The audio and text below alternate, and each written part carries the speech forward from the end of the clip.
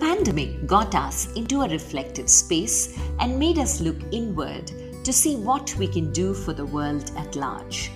As a self-expression coach, I became a catalyst for women and started Vani, a one-on-one coaching program for women on finding their voice, to speak up, to be visible.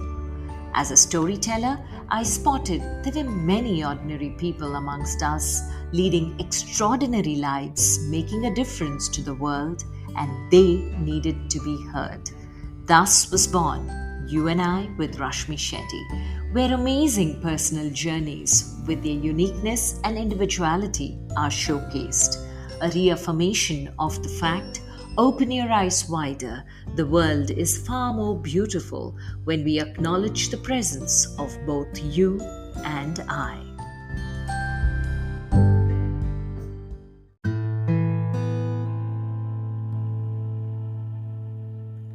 Our guest today is Dr.Srivi Kalyan, an artist, designer, educator, writer, and researcher.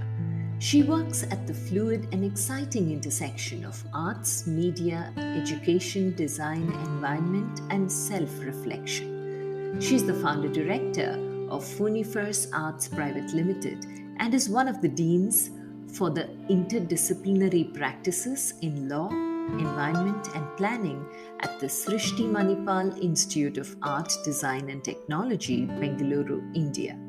She heads the Bachelor of Design and Master of Design programs in Information Arts and Information Design Practices, and also the Master of Design program in Earth Education and Communication. She has also designed an integrated 5-year doctoral program in Reimagining Transitions. Listen in as she shares her journey from that of a 5-year-old who wrote her first poem to the Dr.Srivi Kalyan the world knows today.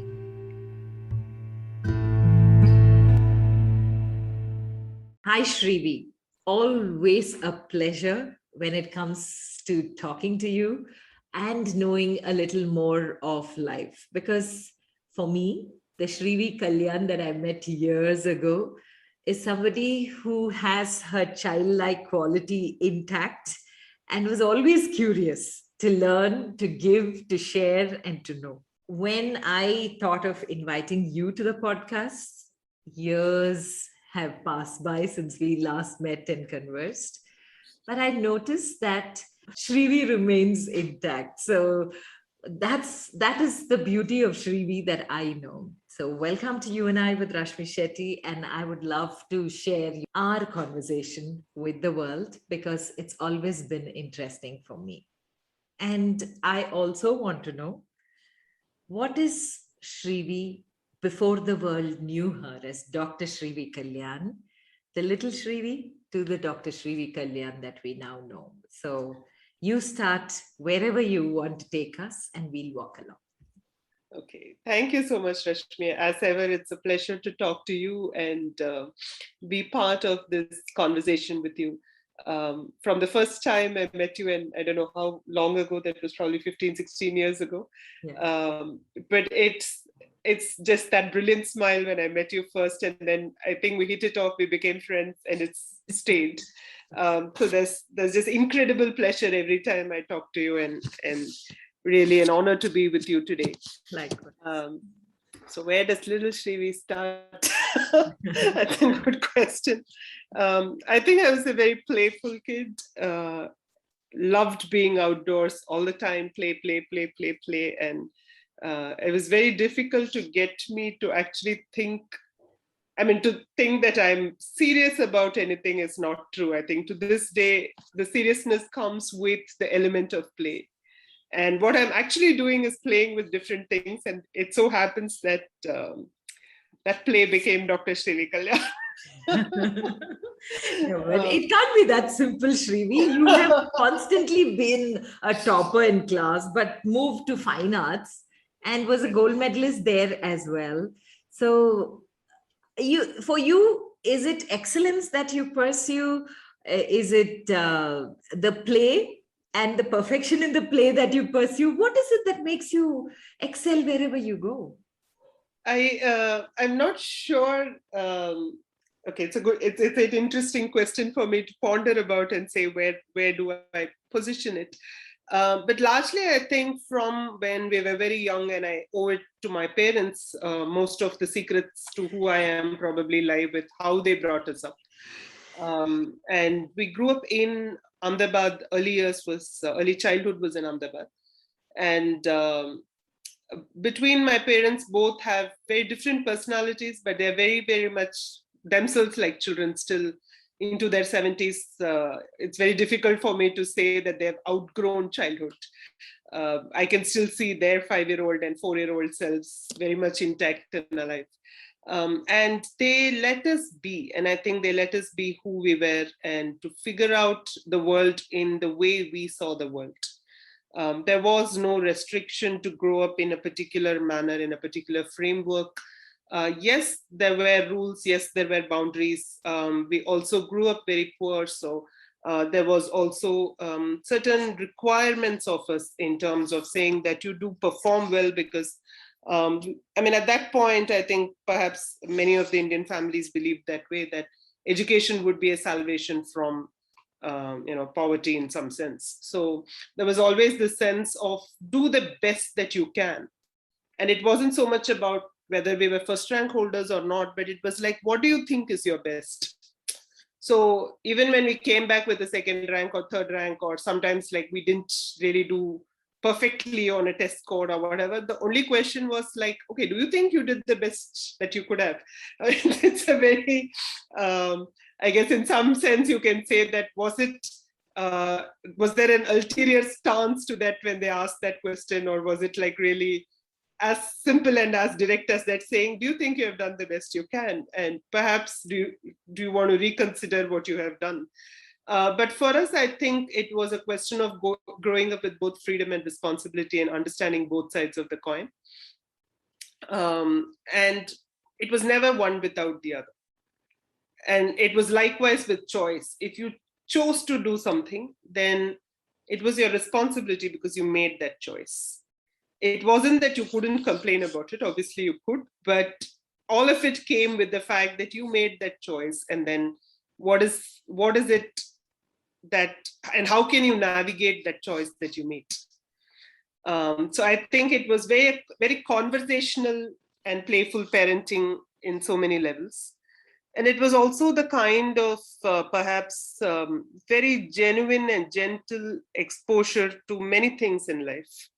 So it was like, it didn't matter whether we had money or not, but we went out and we saw beautiful purple flowers and it was pointed out to us, like, look at that flower, it's beautiful.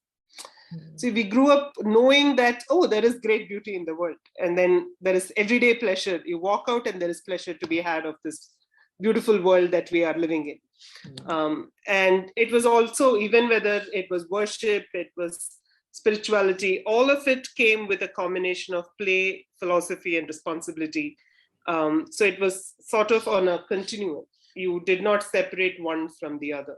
And perhaps that's why I have managed to retain that 5-year-old self and continue to grow. This is very interesting for me because play and responsibility, choice and responsibility, freedom and responsibility. So the common word connecting all of these is that one word, responsibility, that kept coming back. Right. So my only question is, looking back now, Srivi, do you feel that word, it feels like a heavy burden on our shoulder when we talk about it, but carrying it so lightly, was it the subtle conversations that sent the message across, or did you pick it between the lines?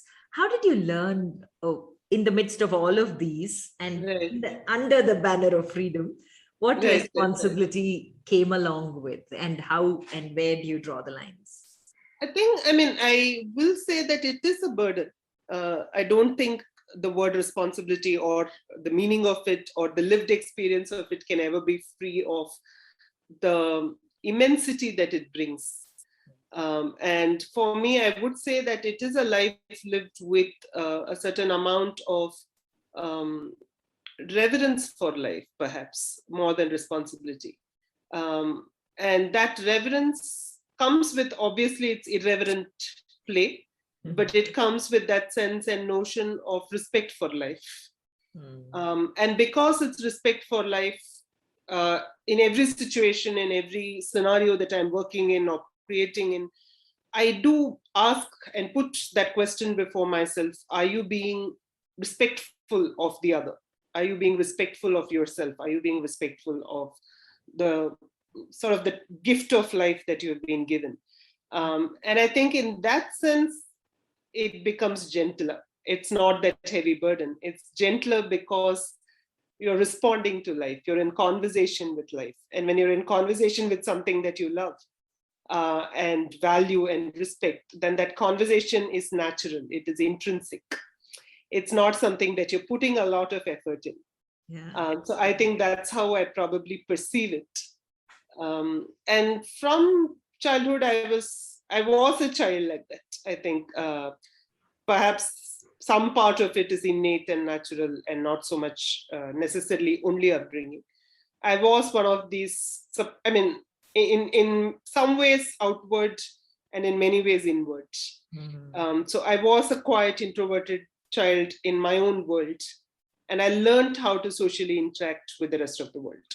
So very quickly I draw into that quieter self, and I can be by myself for hours on end, years on end. Nothing. But I mean, it's not like a constant need for community or people or any of those things. There is this very quiet inward self, and that the nature of that self is also a very compassionate and a listener self that is willing to be quiet, listen, understand, and communicate, and be part of the world. So there is that side of me which I think holds the rest of it together.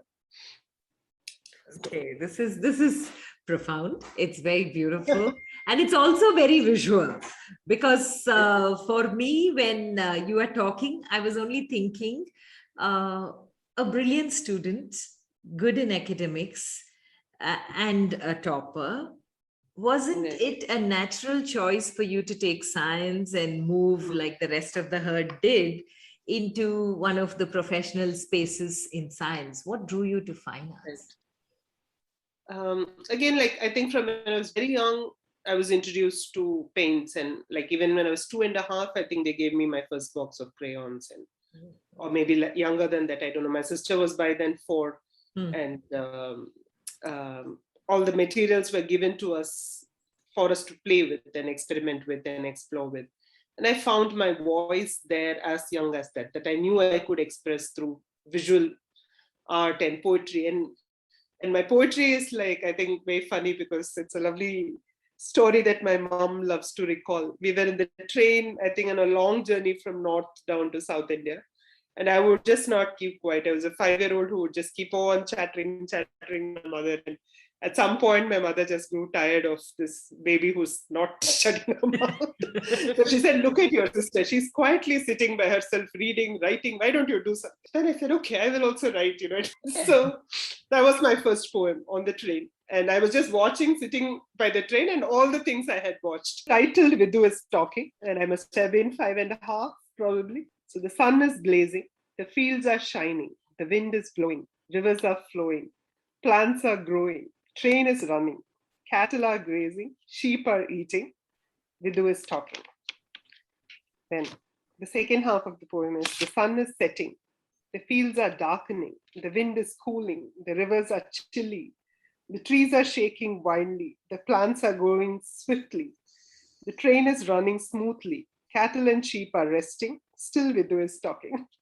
And that is really, the documentation is thanks to my mother, because then she gave me a notebook and she said, every time you write a poem, you write the date and you write your poem. And so that ran into thousands of poems and several notebooks worth of collections that I still have, all of them. All my silly poems from when I was in 2nd and 3rd and 4th grade are all around. So I think one was that I found, for this quieter self of mine and this introspective self of mine, a natural expression in the arts. And that continued throughout my schooling. I was always participating in visual art competitions and poetry competitions. writing competitions. And when it came down to making a choice, it was very, my sister had gone through all the DOT exams and all the entrance exams, and I found it just incredibly stressful, the IITs and everything else. And then I took a call somewhere in the 11th grade saying that I don't want to write all those exams. If there is something that will take me into the sciences with just my CBSE marks, then I'm willing to go for it. Otherwise, I just cannot live with this level of stress of examinations after examinations after examinations to enter a college. Obviously, like I had no other idea in my. I also went and started with IIT classes, everything, and then I realized that I just couldn't handle it all. And I was a school pupil leader in the 12th. So there's a lot of my time that went in doing a lot of work, in terms of that role and responsibility. And I would just not have enough time. And it was also that 11th and 12th was also a time of immense internal flowering of mysticism for me. So there was this, I needed a lot of internal mental space and an interiority that was unfolding. And I needed that space and that quiet time for it all to unfold. So when it finally came down, I said, if I make the cut for BITS Pilani, then maybe I will go. If I don't, then let's see what life has to offer me. And my next choice was fine arts. And literature, I wanted to keep away from anything that was training. Even though my first love was writing, I said I will not take up formal writing because I don't want any influence on what is coming to me. So I wanted that intuitive writing side of me to stay alive. And I said, if I go into formal training, then I don't know what will happen to this. So then it came down to saying, okay, then I didn't obviously make the cut for BITS Pilani, thankfully. And I felt, okay, then it was fine arts, and I had applied to several colleges for fine arts, and I didn't get into any of them, including Stella, where I had applied. So that's when, the right after 12th, the stress actually comes into being. Then you realize, oh, I don't qualify for anything, irrespective of my long history of being a first rank holder and other things. You're just left with zero options because I didn't write any of the state board entrance examinations. And yes, of course, it comes down to, I could have, looked at BSc or BA in different options. So then we said, okay, what next? And at that point, it was very clear it was fine arts. So it went on for a long time without me getting admission, colleges starting, parents panicking. Then one of my good friends' father had told me that you do need to keep going to Stella, because I believe that that's, if somebody drops out, then there's a possibility that you might get in. So I want you to just go there. So I think close to about 40 days I went. After college reopened. Yeah. Oh. The first part of it, the college was yet to reopen. Then it was literally almost 40 days, maybe alternative days or whatever, that I would go stand there and wait for the HOD to come and then have a conversation with her. And initially they would really be like, admissions does not happen like this, just go back. That was a hard time. It was a very hard time. And I look back at it and say, now, of course, it's past. And I'm very fond of my department. But at that point of time, it really sort of blew this romantic notion of art that I had in mind. As an 18-year-old, you go stand there for 45 days and you're stalling against the stress of your family and a world that you have never been protected against in some sense within that school paradigm. Yeah. And then suddenly you realize this is the real world and this is what it means to function there. Mm-hmm. So after 45 days, I think somebody dropped out. They asked me to rewrite the entrance examination at that point, and then I eventually got in. Something about that also taught me a lesson in tenacity, because at 18, when you don't give up and you say, okay, if this is the last option that I have, then I'm going to give it my all. And then I stuck through that 40 days or 45 days, and then I started college late. I was in class when everybody had gone through the first few sort of classes and I didn't know where to start. And then it was slowly sinking in. So I was a very angry undergrad student for quite some time. In my own quiet way, I was angry. I probably never showed. But for a long time, just the fact that there was no, I mean, there is a romance, and that romance is your own. And that romance is not necessarily a romance of the world. That was a very hard learned lesson that came very early on. And then it was like my art and me. And that is the equation. And there the romance lies. That was cleared out for me at that time. So I worked very hard, but I worked with that paradigm. I was not looking for any external sort of appreciation, or I just said, what is it that will give me pleasure and that will give me joy? What is really that meaning that I'm seeking out of my work? So it was almost an adamant quest, which probably came out of that anger in some sense. Yeah. And also the passion, somewhere that passion and anger collided to find a new space for romance, which I assumed in a very naive way would come from the external world. So it became very internalized very early on for me. And then the passion has sort of stayed, and it has taken over, and I've obviously managed to maintain a career in this world for the last 20 years. So I think, and it came with all that grit and determination that started that early on. Was it also somewhere prepping you up for what life had in store for you, Srivi? Because having seen you in the last 15 odd years, I have seen some of your moments of your admission into Harvard and the number of places you went in for your interviews for scholarship, and that struggle, but still the smile somewhere, putting it out and putting a brave front when we were doing our projects together. Right. I still look back on those days and admire. Was this tenacity something that prepped you up for what life had in store as well, in a way? I definitely think so, because it was, I mean, there was, of course, a very young person's attempt to make sense of the world, and an inability also, because it is, you are too young, because you've not had all of life's experiences. I still haven't had, but at least you don't know how to make sense of it. Yes. But with that, and yet you know that you have to move forward, and you need to have something that will hold you together. You can't fall apart.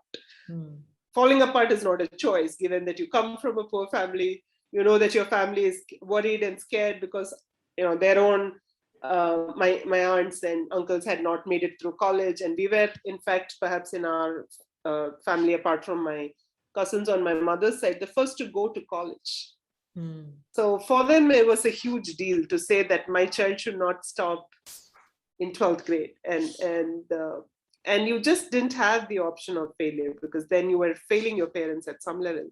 And so then I had to live through that moment. And if you live through that moment, then obviously it's like, you know, as they say, that whatever doesn't kill you makes you stronger. So there is a strength that came with that. And there was also, I think it was very interesting looking back, because now, of course, I'm in a university setting. I'm one of the deans, and I'm myself in a position of, you know, being the HOD or being in charge of some of the admission elements, not obviously the entire process. But then that stress, when each time we see a child going through a stress again, and I'm saying, like, you know, how can we be compassionate? And Srishti itself believes in a certain amount of, you know, however hard the admission processes, they are very compassionate in their way of doing it. So then I recall, and you know, over time I've become great friends with many of my professors from Stella. And then I look back and say, you know, how hard it must be for them each year, because it is not like they have the choice in their hands completely. There's a lot of other things that dictates. So being able to see the other side of the story over time. And I think overall, like, even when I was younger, because I used to perform very well, I was asked to teach other peers. So it's always been a life lived with difficulty in some sense, because I had to be more mature than I was. or at least I had to pretend to be more mature than I was. No. I think, that it's actually literally having 2 feet in two different boats. Okay. Right. When we met, I was a mother of 2 kids and I was the Right. storyteller, while you Yeah. were the one who was helping the little kids create the visual presentations. Right. And the way you were working with little children and getting them Yeah. out, you were already an established illustrator at that time. Right. And you had a book to your credit as well as a storyteller. And anyway, your Right. poems were ones that you continued to write. So, Right. after your post graduation, Hmm. or did you start illustrating professionally through your graduation itself? When did that journey move into the professional space of you? Right after my undergrad, Definitely. in fact, through my undergrad actually, because my undergrad final project I did in children's books, children's Mm-hmm. book illustration. So I started illustrating right out of college. I did initially for textbooks, and I didn't get to do children's books as in with publishers at that point, but I'd already worked with textbook illustrations. I also did illustrations for in very different contexts. Like one of my favorite projects is with Shankar Netralaya, where two of us were asked to do large format works where children would not be scared to enter the doctor's office. They would not be, in the waiting areas. So we worked with plywood cutouts, large format plywood cutouts, where I worked with the Sangam literature as my framework, and the 5 landscapes in which children could play with all kinds of creatures. And, so it was a delightful illustrated series interpreted through the eyes of the 5 landscapes and children in these 5 landscapes. And we made about 350 odd cutouts, small and large. And we needed to make it as cutouts largely because the campus of the hospital was going to be moved. So they had requested us to work with something that could be replaced in another area. So they didn't want us painting on the walls of the. So this happened, I think, when I was still in my master's, when I just joined my master's first year or something.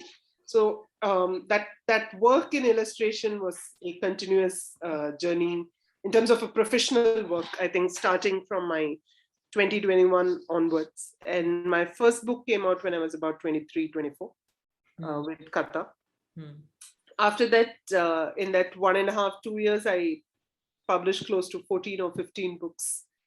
So it was a lot of different publishers that I started working with. And thanks to Mr. Elango, who gave me the first break. I think he had got the book from Katha and he referred me on to them. So that's how I got the big break in publishing. And my first book was Hanuman's Adventures. And Geeta Dharmarajan was very delighted with that work, and she really sort of supported my growth in that initial phase. So I think I was very lucky with that journeys which started at that point of time. And I think up till, I'm still illustrating, but I've taken a break for the last 2 years because of my PhD work. 2018 was my last illustrated published book. And I think the journey in illustration itself starts much earlier in the sense of non-professional but personal sort of work. A lot of it for me, this love for children's books, again, goes back to my parents reading our children's books to us. And my father used to go and buy these second-hand children's books at 25 pies and all that from the Sunday market in Ahmedabad. And I still have some of those books. We have no heart to give them away yet. So even if they're in tatters, they're still there at home. And they would both tell the stories in a very delightful manner to us. And we grew up among books, old second-hand books, but among lots of books. And one of my favorite was Mahagiri, which was illustrated and written by Pulak Biswas. And I think and then there were these Russian books that were in the market at that point, beautifully illustrated Russian books. So we just went into these worlds of story and visuality, and illustration, and I loved that. The second thing was that when I was a preschooler, I fell in love with my kindergarten teacher, Auntie Phelan, and I said, I'm going to be a teacher. And it never changed for me. And I think it happens to many children when they're in school and they all fall in love with their kindergarten teachers. But for me, it was a decision made then. And I was like, I am a teacher and I'm going to be like Auntie Phelan. And that was it. So I used to come back home and all my dolls were my students. So, and each doll I would very patiently create small notebooks for. And I played this game till probably I was in 4th or 5th grade, I think so. That was my favorite game, being a teacher. It brought back everything. And then I would also say, oh, this child, I mean, this doll is like this. She's this kind of a learner. And I mean, obviously today I have vocabulary for it. But at that point of time, in each of those notebooks, I would make different kinds of mistakes because they were different kinds of learners. Oh my and God. Then I would teach them. How did that come to you? I don't know. And I mean, I'm assuming that I was very observant of my teachers. And I was also, as a peer to many of my friends, observing them. And often I was asked to teach them or work with them. So it's definitely a combination of all of this, in which my observation of this multiple kinds of learners and ways of interacting with them, all of this has developed. So it was, for me, being educated is a vocation by choice. It's not because I need a job. It really is something that I love and cherish and relish being. So for me, this world of children's book illustrations is very closely entwined with teaching and learning. And the workshops that we did at that point of time, I think we briefly had this discussion, and I could have just stayed an illustrator, but I was like, no, I want to travel with you. I want to do workshops with you. I want to see how children interact with this. I really want to understand their world from their perspectives, because that's what comes into my illustrations. Yes. So it's a very, very entwined world of making. So I started working with children when I was 18, and I started making books with them. So my first workshops were bookmaking workshops at 18, 19, something when I started. And I remember this girl who wrote her storybook was about this orange dog. And she was like a 4-year-old or 5-year-old working with me. And I was like, why do you want your dog to be orange? She said, orange is my favorite color, so my dog has to be orange. So I just delighted in working with kids, listening to their stories and all the make-believe worlds that, they can create. And it continues to, charm me. And I think that quest for charm is what comes into my work as an illustrator.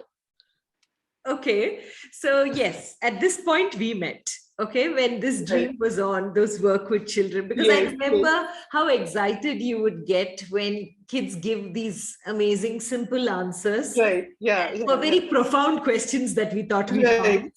And then came your Harvard journey. What prompted you to want to go to Harvard to study? What was it? Because you were doing well, you had books to your credit. What prompted you to take that next step? I think the year we met was the year after I had worked in a residential school. So I had worked for a residential school in a year, and for 1 year as an art educator. And it was the founding year of the school.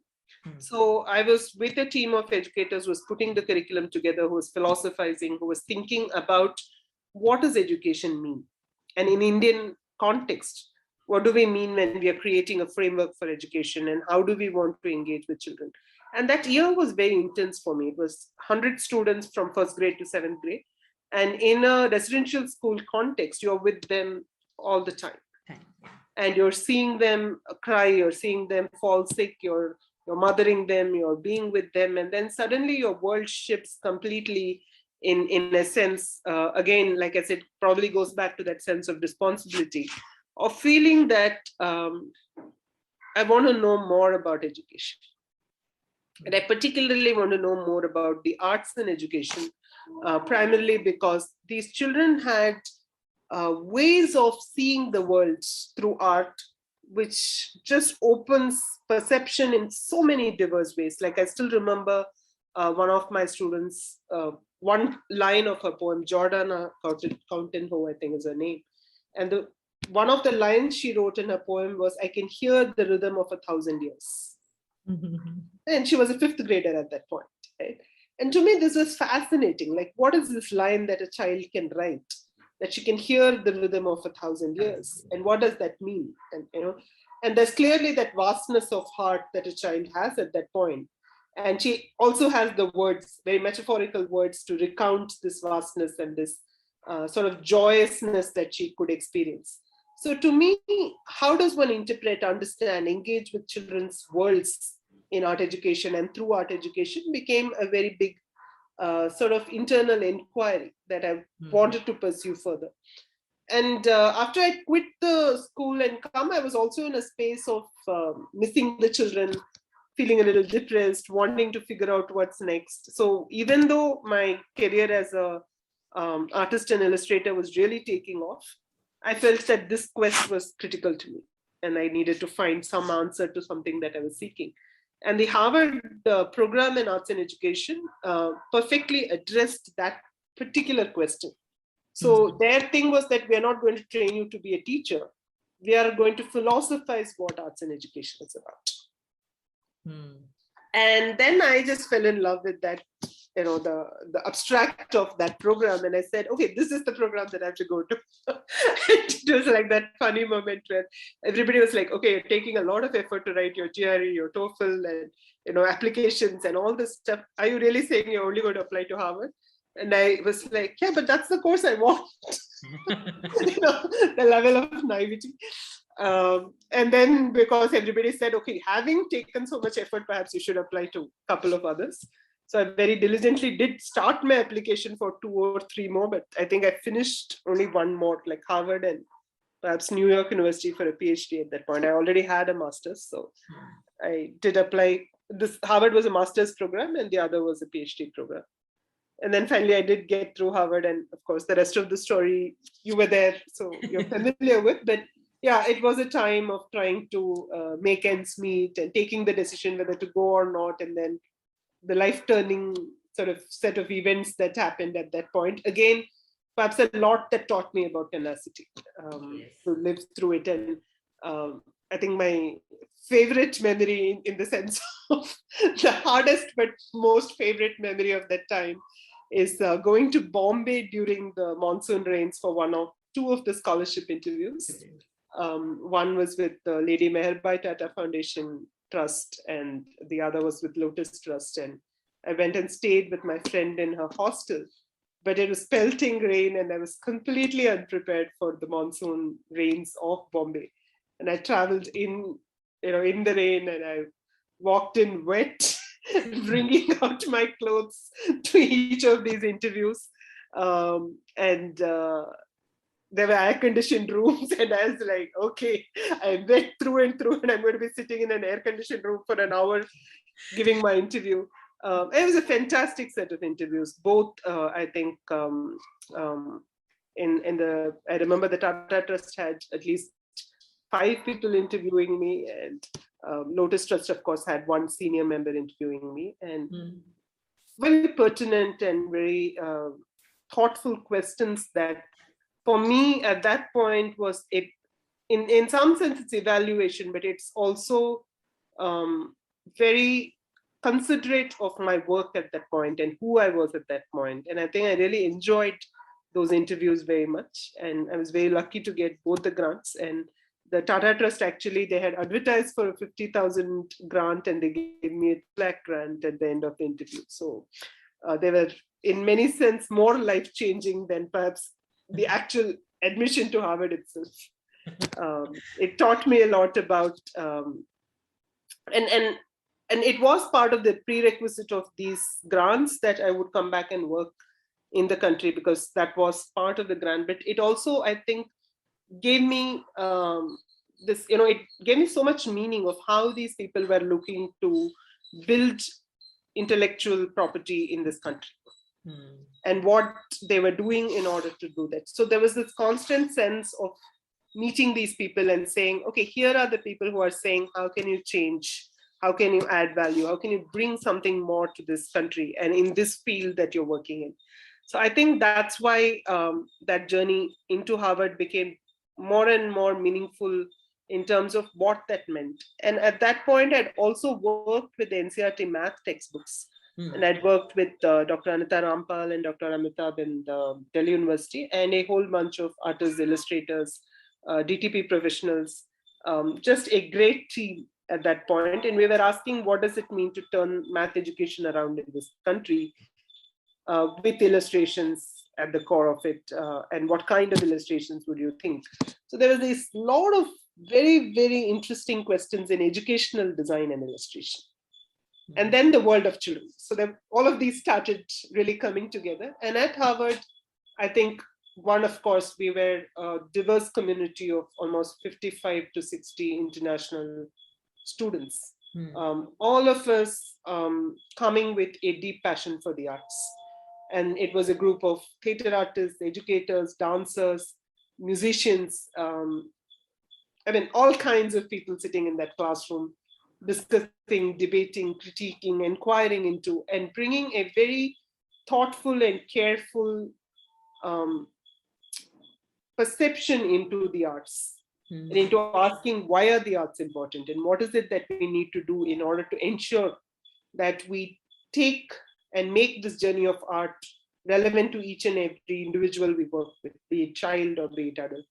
So that sort of a community really, it opens your mind in so many different ways and continues to nourish you. Like, it's been, again, 15 years or 16 years since I finished. But that program for us who have been part of it was, I think, very, very integral to our identity and who we have then become and who we were also, because it's the first time I found a complete acceptance of my personality and my love for the arts and the way I looked at arts. All of it was just like accepted, and I found the environment in which I could have those conversations. And I think many things I began to articulate more clearly and easily because there were a group of people who were willing to wait for me to articulate and understand what I was saying. So then I felt, oh, there is a place for this voice, and this voice can be now spoken. So there is, I think that's how that particular piece of the puzzle fits in. No, but I'm sure many other pieces which were there in the puzzle of life for you, waiting to be fitted in. Once you came back and you did so many freelance projects. And how did academics come back that you went into the line of teaching? Because when you came back from Harvard, you were not back into teaching, right? No, I joined Sesame Street India, Gully Simpson, as their creative director. And first 2 years I worked in-house as their creative director. And then I started my own company and I consulted for the next 3 to 4 years with them. And of course, several other organizations and brands. So I think there are a couple of different reasons, perhaps, and different turning points. Everything starts with my Stella journey, actually. Stella had a very strong core in art history. And I was very interested in Indian art, mythology, consciousness, philosophy, and Indian aesthetics. And so how did that interest arise? From Stella itself, or much? It's from Stella. Yeah, it's from Stella. That's one thing I'm really, really glad for having joined that institution. And it shaped my sort of understanding of what the Indian arts are. Of course, we did world art history. We did from prehistoric to postmodern, and we did all kinds of art history. And Indian art, including Buddhist art, Jain art, Islamic art, and Hindu art, was a big part of our syllabus. And the all this at UG level. Yeah, UG and PG. So UG, of course, we do the entire history. In PG, we look at the criticism and philosophy behind it. So I had done 5 years of this. So 3 years of the art history and study, and then 2 years of the criticism and philosophy. And in the master's, in the postgrad, art history thesis was a requirement to graduate at that point of time. So in the second year, third semester, we basically had to submit a thesis. And that thesis is the grounding for what I've done in my PhD now. So that was understanding Hindu art in the context of consciousness through myths and legends. So I did a framework for what is consciousness in Hindu art, And I interpreted it through 4 layers and some 16 different subdivisions under that. And I studied 125 pieces of art in order to frame my theory. So that was my master's thesis. Okay. So I know you did masters in it. My question could be very naive. Honestly, I find consciousness is one loosely used word today. Right. And people don't understand there is a lot of depth to that term consciousness in Indian philosophy. Right. So for a general overall understanding, is it possible for you to give a definition of what consciousness is from the Indian philosophy standpoint? I think, I don't know how, again, it is, as you said, very tough, but I can try to position it a little bit based on how I have interpreted it. Sure. For me, largely, I think the most simplest starting point of looking into the idea of consciousness comes from seeing it as a awareness, right? An awareness of self, and an awareness that is also beyond the self, where you're able to look at what is the sense of identity and what is beyond identity, and is it still consciousness. So that sort of is perhaps the central origin of that space. But in Indian philosophy by itself, I think, again, one is that there is no one thing as Indian philosophy. And you find that there is very many schools of thought and very many different ways in which consciousness has been interpreted broadly in different schools of thought. I sort of largely draw from Shaivite philosophy to some extent. And there is also this very strong aesthetic consciousness that I delve into. So those are perhaps in some way the 2 or 3 layers in which I start looking at consciousness in. For me, in terms of consciousness, I think one is that, and it probably comes back to the oneness question that you're asking, is this notion of pure consciousness, where in Indian philosophy, you look at it as Atman or Brahman or Purusha, and you're looking at this notion of an undifferentiated cosmic universal consciousness, which is not that of an individual identity, but something that is all pervasive, and that is that sense of consciousness. But in order to look at functionality of consciousness in an everyday life, I interpreted consciousness, or I interpret consciousness in multiple layers. So to me, consciousness then also goes into perceptual awareness, language, and wisdom. And again, in Indian thought, you find very complex understanding of language and the word and the meaning of the word, and the relationship between word and its meaning, right? So the concept of vak, the concept of shabda, these are all areas in which how we perceive the world and how we interpret it through language becomes very critical. So for me, that consciousness of language, then the notion of paradox in Indian philosophy, again, which is like Leela or Maya, there's a very playful sense of consciousness where you look at consciousness as paradoxical, then as mystical experience and aesthetic transformation.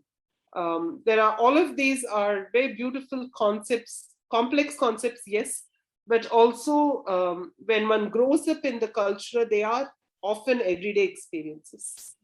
So to me, I think consciousness lies in several of these layers, and we could look at blended ways of thinking about consciousness. So even everyday witnessing of one's own self and witnessing of the other is a state of consciousness. And when we look at sort of practice in the notion of sadhana, in the notion of riyas, where you're going into a deep embodied state of practice, and that is a layer of consciousness. And last but not the least for me is also the socio-political consciousness. So none of us are, however much we may claim in terms of using consciousness in a mystical framework as something that keeps you separate in an ascetic world of reality, the fact is that all of us live in this world, in this time, and there is a sociopolitics to it, and there is that consciousness and relationship to everyday reality. So to me, I think consciousness is a blend of perhaps all of these categories, and from that emerges a state of action. You know, as you were stating each of those layers that you were taking Right. us through, I was visualizing the little Srivi who is sitting in that train and writing, and Vidu is speaking. Right. The sun is setting. So, right from there, that little Yeah, yeah. child was aware of the self and aware of the other, you know, Right. and every face that you explained, you were aware of the self and aware of the other. Right. So, every layer that you mentioned at every phase of your own struggle and journey Right. was a box of paradoxes as well. And everything that you put in and shared here in your journey as you were looking at it till you are here, and while you're presenting that, for me, was how beautifully you lived everything that you had researched. Mm. And when you researched and put it in layers and gave it tags, that's when it fit into the picture that you shared without a tag. So Right. the parallel visualization as you were speaking on you as the doer and Right. you as the speaker was very stark for me, because while you were talking, it started from your train journey where your first Right. poem came out.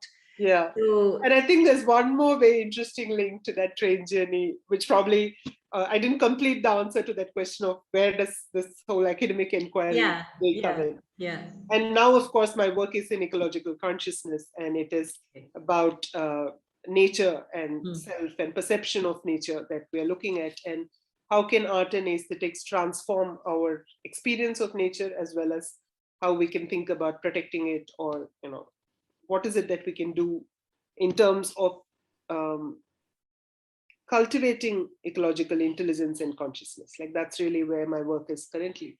And to that 5-year-old self who was looking out and somehow was able to connect, the sun is blazing, the wind is flowing, the wind is blowing, rivers are flowing, to Vidu is talking. So all the other elements of that poem are nature elements. Yeah, you know, And then that's there is the something that self. I've always noticed with you, Shri. Right. In your pictures, there is that parrot.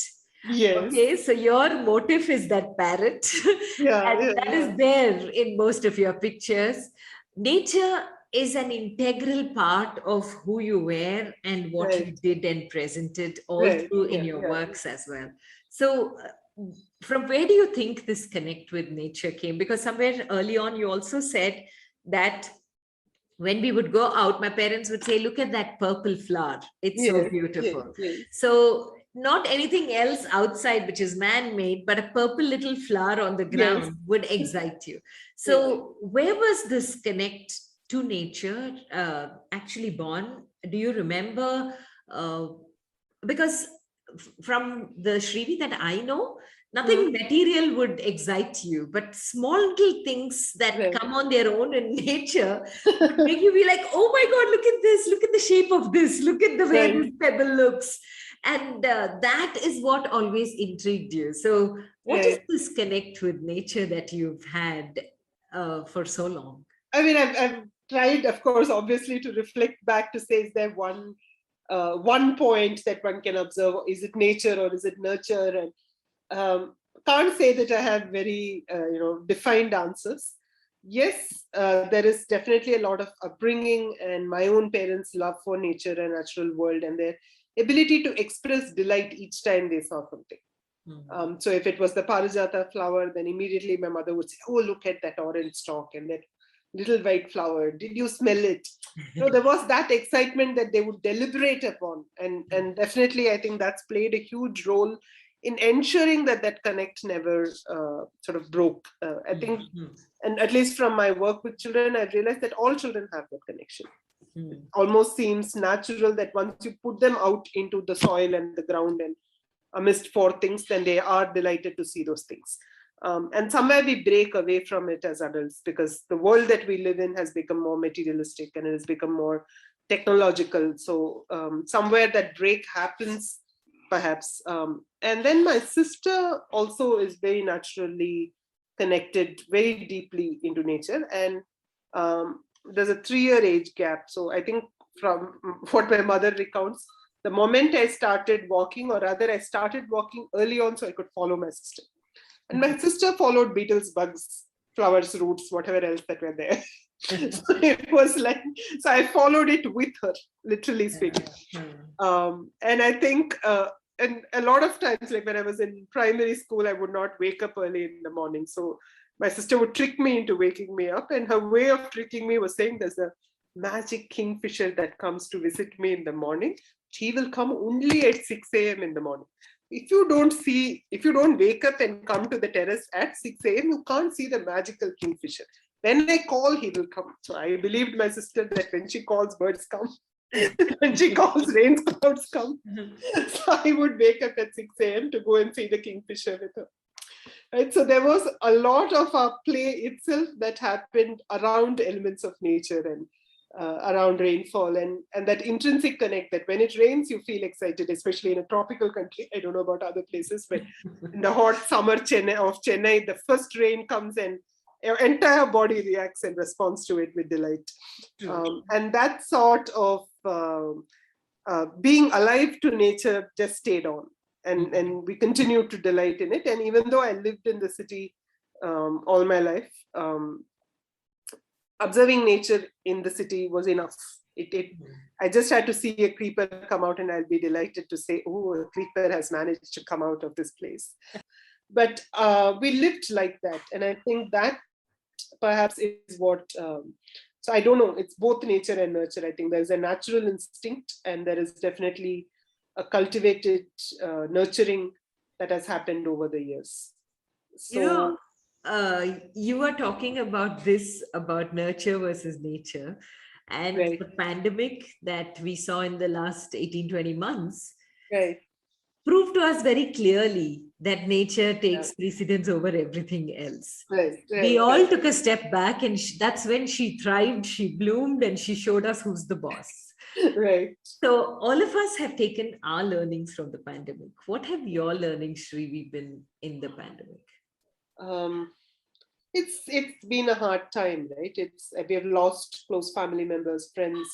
Some of my students have lost their parents. It's been a hard time, and I think the need for human compassion, uh, the need to be understanding, the need to support people through what is a mentally very, very difficult time, including especially for people on the front line. I mean, I think there are many of us who have had the luxury, perhaps in some ways, to sit at home and work from home or have the money to support ourselves financially today. But for me, the work with the front line and what people have put out there and plight of the migrant workers and the costs that people have paid for this very unfortunate time in our lives. What does it mean to listen and to be quieter, to be gentler, to slow down our own notions of development while looking for alternatives of economy? That to me has become a very, I mean, it has been, but it's become a very essential question, particularly in terms of asking what is the future going to look like. And I have my nieces now very young, and many, many children that I teach. And every time I look at them, I wonder what is the world that we're going to leave them with? And if we're going to leave them with more pandemics and more climate change and all kinds of disasters, then what do we need to talk about? What do we need to change and shift in the world that we are living in now?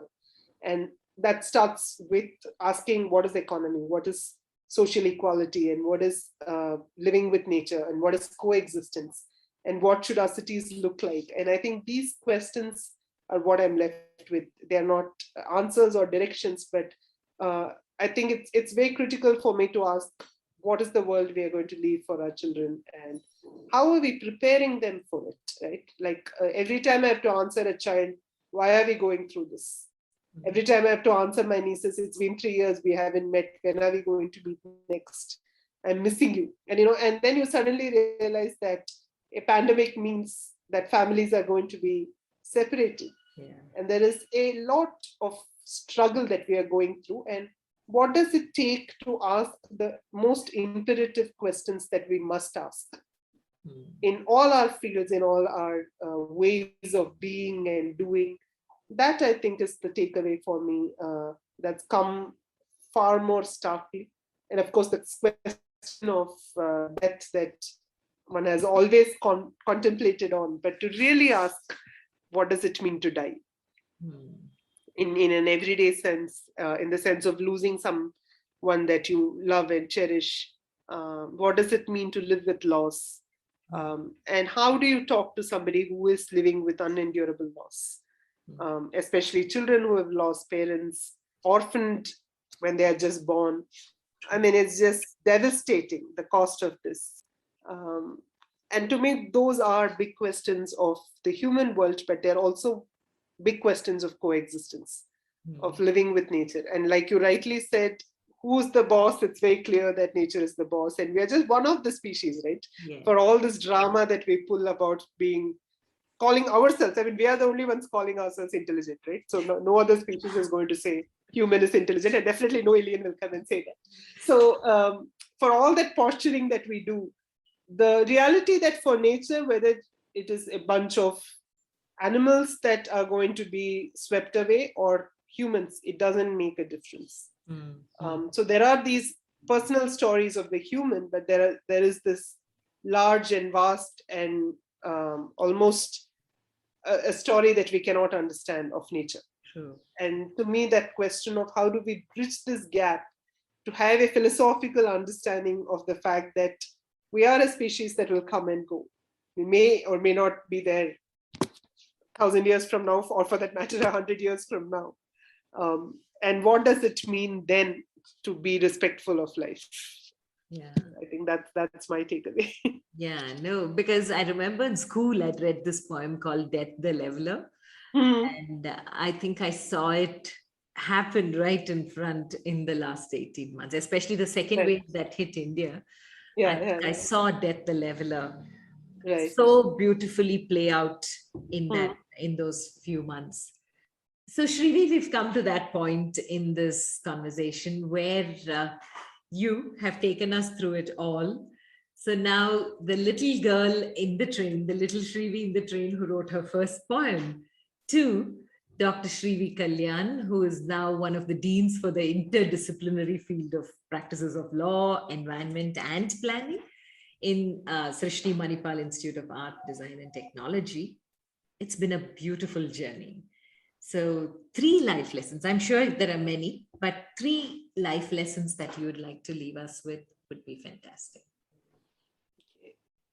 I think one perhaps is Aldous Huxley's quote, which I really love, where I don't remember the actual quote by itself, but he basically says that having lived a long life, it seems, almost strange that the only thing he has to say is be kind. And I think kindness perhaps is a very important life lesson for me when it's been given to me, as well as when I've had the chance to be kind, and human goodness at the heart of it. I think it's a difficult world we live in, and it's a complex world, and the thing that keeps us going is kindness and goodness. So to me, that is perhaps one of the biggest life lessons, to say that just be a little kind, and if you can do it every day, that's good. And contrary to that is perhaps the other life lesson, which is to say, yes, be kind, be gentle, but also be safe. Learn how to protect yourself, because it is not an easy world. And to know what your boundaries need to be, to know how to erect boundaries when they are required. And I think that was a very critical lesson for me to learn, to while being open-hearted, while being available to people, also knowing what was my own limit, and to say, okay, here I need to rest the case and say, beyond this, I cannot push myself. So I think setting boundaries definitely is a very critical life lesson. The third one, I'm not sure. There are many, so I'm trying to choose which one. But I would say spend more time in nature, perhaps, as I think to listen to nature, not just see nature, but to listen, and to listen very deeply, to listen to the silences, to listen to other life forms, to be there not as a participant or to be there not as an observer, but as a participant, as a part of life when you're watching, and when you're being there, that intensity with which you can experience nature. And to ask what is nature itself, I think that is perhaps also the most essential question of my doctoral work, that the Asian and Indian perceptions of nature are not I the human and that the nature. It is always this the nature and all of us who are part of it. And then you're seeing from within yourself, right? Your eyes are inner eyes that are experiencing nature. It is not the you cannot afford to be egoistic as human and looking at that the nature that you can conquer, that you can experience, that you can endure. It is you, the nature, that is actually part of the play of life. And that experiencing of nature is perhaps the third takeaway or life lesson for me, because in that perception the world changes. You are no more distinct, and it comes back to that question that you were asking me about. That is where I think oneness happens, because then you are part of life and you are in the flow of life. Yeah, very, very true. Tattvam Asi is one of those Mahavakyas which say it all, that you are that thou art. Right. That's it. Yeah. And I think like we used to have those conversations on the Bhagavad Gita briefly when you were learning. And to me, I think the whole notion of the Vishwarupa Darshana, right? And when you look at it, it is that flow of life. Yes, one can stay with it saying it's a Hindu frame and there is Vishnu and there is all of these deities and gods and whatever else. But when you take away all that into its abstraction, then the Vishwarupa Darshana is really the eternal flow of life, in which all things, all beings, everything are seamlessly integrated. And I think if we can take that away and not so much worry about whether it is a religious framework or precept or any of that, then I think there seems to be, perhaps going back to the starting of this conversation, responsibility is a intrinsic and intuitive way of living, because you are in the flow of life and therefore you're responsible for life. Oh, wow. Oh my God, that is so beautifully tied, Srivi. I think how we began and how the journey has gone on to how it has ended. But for me, the one layer that just remained through and through was one of my favorite Pablo Picasso's quotes, where he says, all children are artists. The problem is how to remain an artist once he grows up. And you, for me, are a perfect example of how to remain an artist even after you grow up. just keep that child in you alive, and keep that curiosity, that ability to be intuitive, that verve, that energy. God bless you, Srivi, for who you are and what you've been doing in this space, and just loving that space you're operating from, and making sure everybody you meet doesn't forget you and the love that you carry for the space and the persons that you meet. Stay blessed, stay inspiring, and thank you so much for this conversation on You and I with Rashmi. Thank you, Rashmi. So delightful and so heartwarming to have the conversation with you as ever. Take care, Srivi. Bye. Bye.